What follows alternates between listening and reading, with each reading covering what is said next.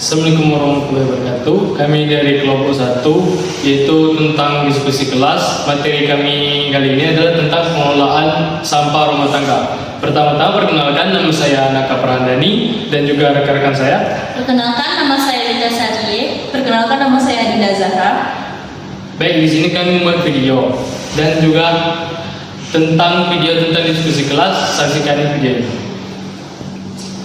Warahmatullahi wabarakatuh. Waalaikumsalam warahmatullahi wabarakatuh. Selamat siang teman-teman. Siang. Baik, perkenalkan, nama saya Wita Sadie. Di sini saya sebagai moderator.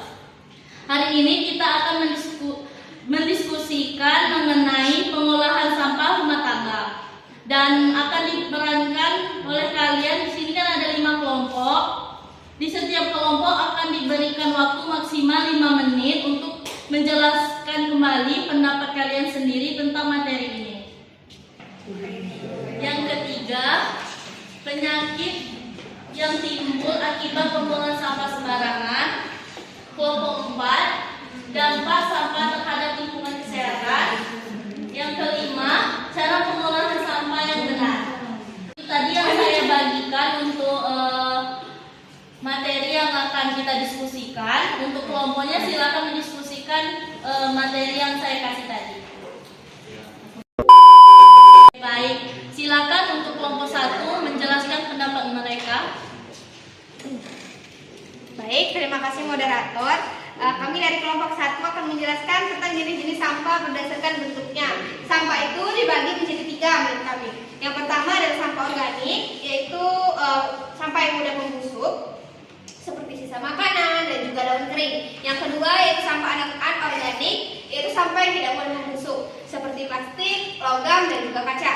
Dan yang ketiga yaitu sampah B3, bahan berbahaya dan juga beracun, seperti baterai, obat kadaluarsa dan juga pestisida.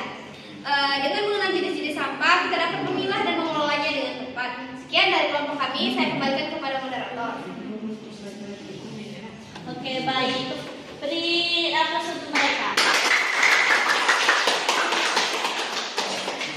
Oke, baiklah. Untuk kelompok 2 silakan untuk menyampaikan pendapat kalian. Menyampaikan pendapat dari kami kelompok 2.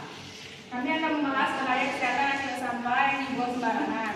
Nah, sampah yang menumpuk itu dapat yang pertama bisa menyebabkan sarang nyamuk, penyebab DBD. Lalu yang kedua, mengundang tikus dan lalat membawa penyakit. Yang ketiga, menyebabkan polusi udara dari bau busuk. Dan yang terakhir yaitu adalah mencemari air tanah jika terurai ke saluran air. Semua ini bisa memicu gangguan pernapasan, diare hingga penyakit kulit. Maka buang sampah pada tempatnya adalah langkah awal untuk hidup sehat. Baik, silakan untuk selanjutnya kelompok 3 untuk menjelaskan pendapat mereka. Baik, kami dari kelompok 3, saya sebagai perwakilan akan membacakan hasil diskusi kami berdua. Kami sudah mengidentifikasi penyakit akibat sampah. Di antaranya yaitu adalah DBD, karena itu terjadi karena genangan air di sampah jadi sarang nyamuk Aedes aegypti. Dan kedua itu diare. Dari konsumsi makanan atau minuman yang tercemar bakteri sampah. Tifus itu disebabkan oleh bakteri dari lalat yang hinggap di sampah. Yang keempat itu ada infeksi saluran pernapasan akibat polusi udara dari sampah terbakar. Kelima itu ada penyakit kulit seperti gatal atau infeksi akibat kontak langsung. Kebersihan lingkungan sangat menentukan kesehatan masyarakat. Baik, itulah hasil diskusi dari kami dari kelompok 3. Kami kembalikan kepada moderator. Berikan aplaus untuk kelompok 3. Selanjutnya untuk kelompok 4 menjelaskan pendapat mereka tentang materi tadi.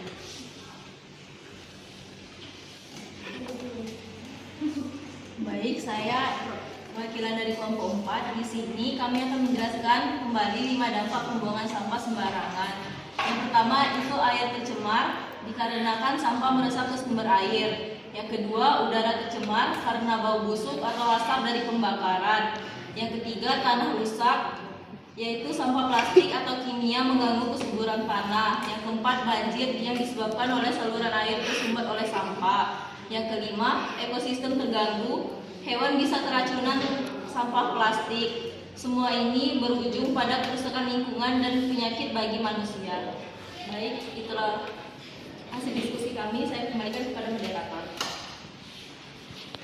Oke, bagus sekali. Kasih aplaus untuk kelompok 4. Itu tadi untuk pendapat dari kelompok 4. Sekarang kita lanjut ke kelompok 5. Berikan pendapat kalian.